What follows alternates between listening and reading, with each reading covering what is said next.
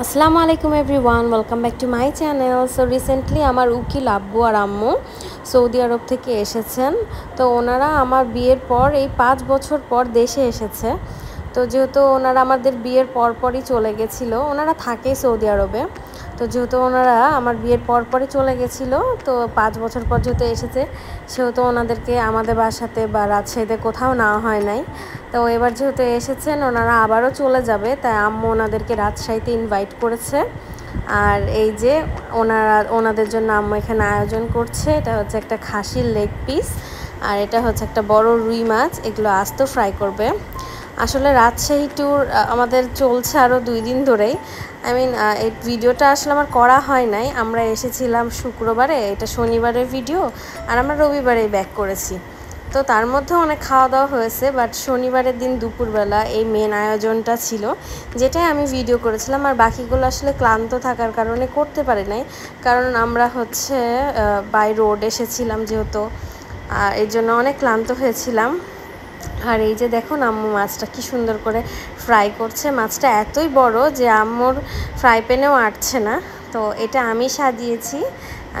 আম্মুর এগুলো রান্না শেষে আমি প্লেটিংটা করেছি। এখানে একটা আস্ত মাছ, একটা খাসির লেগ পিস আর 2টা মুরগি।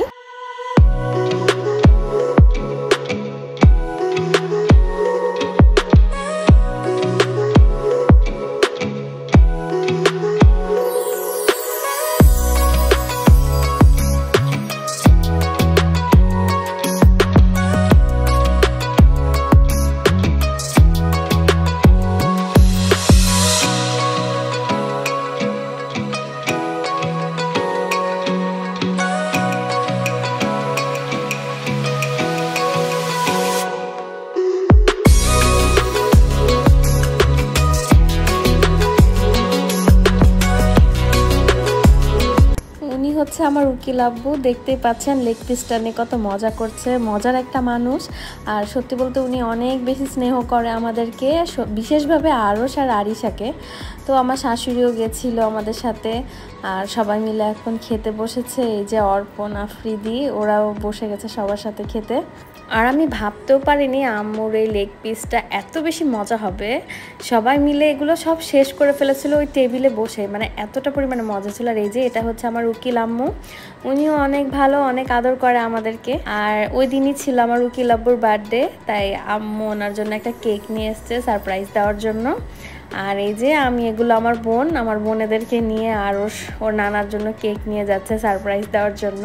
আমার উকিল আব্বু, আম্মু আর আমার এই বোনগুলো, ওরা অনেক বেশি আন্তরিক আমাদের প্রতি।